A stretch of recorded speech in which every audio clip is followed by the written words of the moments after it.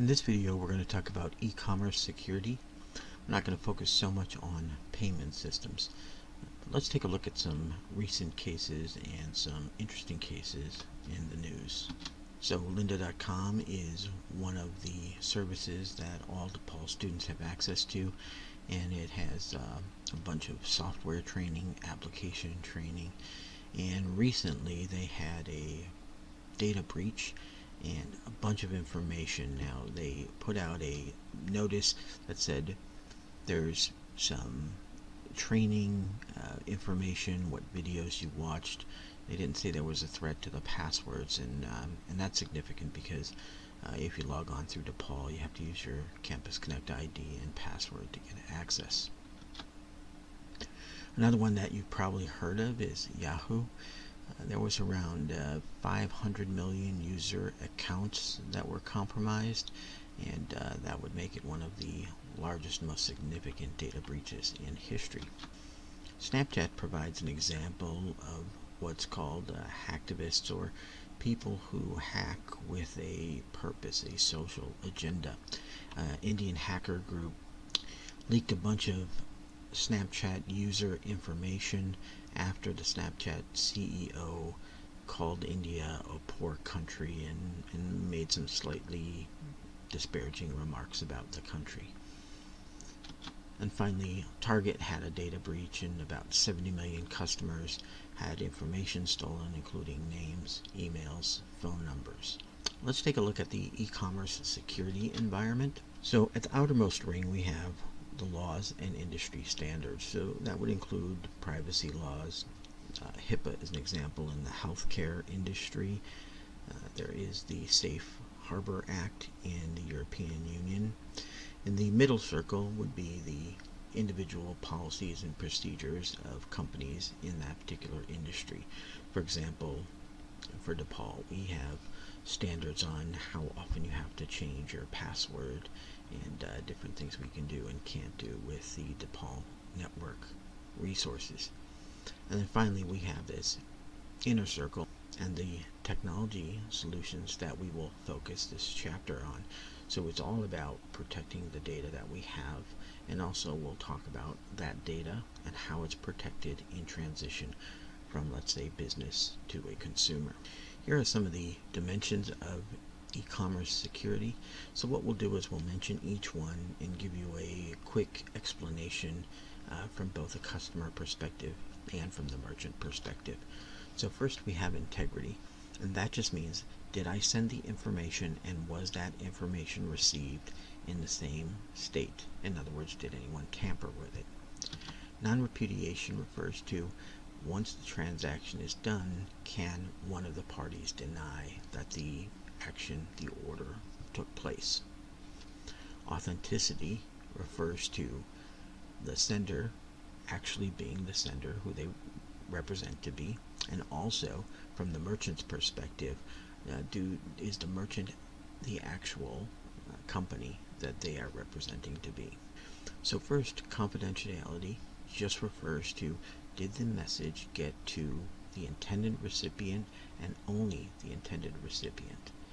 Privacy refers to, once the information got there, who has access to it and what are they going to do, or what could they do with it? And finally, availability just refers to, is the site up and running and is it available to the consumers? Next, we'll take a look at e-commerce transaction, a typical transaction between you and, let's say, Amazon, and then we'll look at the major threats to e-commerce security and kind of plot them against this transaction so we can see where the threats are most likely to occur and where the vulnerabilities exist in that transaction. So that's us over on the left on our computer, and we're going to buy something from Amazon. So we use our ISP to access the internet. So that entire middle part is the internet, and it also includes the Amazon web servers. What they're going to do is process our request and then try to get payment. And so to do that, they're going to have to send a message to your bank. The message will be sent. back to Amazon with authorization, and then later the Amazon servers will request that that fund, whatever it is from a credit card or a debit card, gets forwarded to their bank. After that's been authorized, Amazon will go to their warehouse and authorize the shipment of whatever products that you have ordered, and then finally that shipment will be sent to you. Let's take a look at malicious code, and more importantly, where the malicious code can affect the transaction that we made with Amazon. So we'll talk about viruses, ransomware, Trojan horses, bots, and botnets. And we'll talk about worms a little bit differently because of the way that they proliferate and the way they infect a system. So let's describe first viruses. Viruses are little bits of code that can do things that you don't want the computer to do.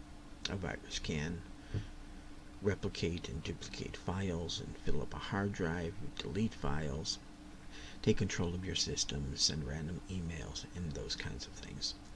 Ransomware is a virus that can lock down a system and or do something to the system where a third-party hacker can say, well, I have control of your system, and if you want it back, you have to pay me a certain amount of money. There was a case in California in the government, I think it was in healthcare, that they had to pay the ransom to get their network back. Trojan horses are a form of a virus where the virus is delivered through a program that you want to install, and it comes with the extra virus, so you get a nice little game for free. You end up getting some virus on your computer. The bots and botnets are when you have your computer and it is remotely taken control of by a third-party hacker. The botnets are groups of bots that can be used in things like email spamming and probably more importantly denial of service attacks, and we'll talk about those a little bit later. So those primarily occur, the viruses, ransomware, Trojan horses, bots, and botnets occur on individual computers, and they are certainly targeted towards user computers, but any computer is susceptible to any of these malicious code variants. So certainly the Amazon servers could be affected, the bank servers, but it's less likely only because they have an IT staff that is working 24/7 to prevent this, and on our computers we might have some spyware, some antivirus software, and so forth. Worms, on the other hand, will infect the entire network, and it can provide traffic slowdowns by replicating itself multiple times to make it difficult for traffic to flow across the network. Phishing is it's called social engineering, and what that means is they use different tactics to get personal information. Phishing in particular is using email, and there's a specific subset called spear phishing, and that just means that the emails are designed to look like and represent a real email from a real company like PayPal, like Amazon. And the primary focus of this is to get information for the purpose of identity fraud, threat, and theft. And this primarily happens on your computer, in other words, when you're answering your emails and responding to those. Next, we'll take a look at farming. Farming is closely related to phishing, and farming is simply creating websites that look like real websites to get information like personal passwords, account information, credit card numbers, and so forth. When we're looking at farming is done in conjunction with phishing, because oftentimes we get emails that lead us to hyperlinks that represent fake websites. But since the emails, we kind of click on them and we trust them if those are well crafted, then we end up at the fake websites and we give up information. Next is sniffing, and that can happen anywhere on the network, especially with connections between you and a merchant server. So sniffing and man-in-the-middle attacks are similar. They are intercepting messages, messages during the transaction, and that is going to be your credit card information and account name and password. And the difference between sniffing and man-in-the-middle attacks are that sniffing is just randomly trying to collect information that's passing across the network. Man-in-the-middle attacks actually take a more active role in getting the information, pretending to be the end point when actually they're in the middle of the transaction. Finally, denial of service attacks are attacks that are made through bot computers and often botnets. The botnets are called a distributed denial of service attack, and that will attack merchant websites. A way to think about a denial of service attack is if we took 100 of our closest friends and went into a Starbucks and just stood there. So individually, we're not breaking any laws. However, collectively, we're stopping that particular Starbucks from selling any coffee to anyone but the people who are just standing there. And if we're not buying anything, then they're not making any money. So a denial of service attack will flood a server with so many requests that it can't process any of the normal and the real customer requests. And then there's always the chance that after everything gets through, right when it gets to your doorstep, someone takes your package and steals it from the doorstep. There's always the chance that after everything makes it through, transaction gets there, the shipment goes through, and while your package is sitting on your doorstep, someone comes by and takes it. So who actually writes these malicious code threats, including viruses, worms, and so forth? And so the group is called hackers, and there's a specific type of hacker called a cracker, and that term comes from cracking a code, like in a safe. You crack the code, crack the safe, and so the crackers are characterized by having criminal intent in mind. Other types of hackers include white hat hackers.